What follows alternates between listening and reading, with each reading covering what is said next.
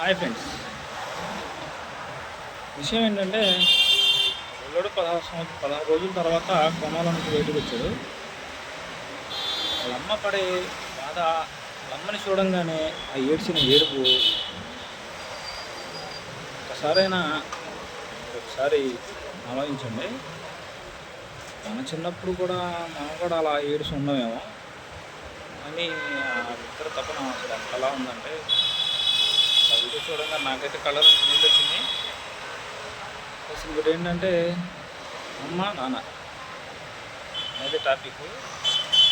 ఇప్పుడు మనకు వయసు వచ్చాక అమ్మ ఏమన్నా మనం ఏదో ఆలోచనలో ఏదో టెన్షన్లో ఉండి గసిరేయటం,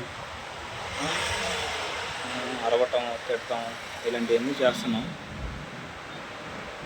నేను చెప్పాల్సింది ఏంటంటే తల్లి ప్రేమ, నాన్న ప్రేమ.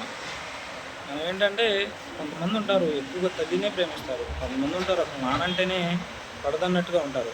కానీ అలా కాదు, అమ్మ నాన్న కలిస్తేనే మనం.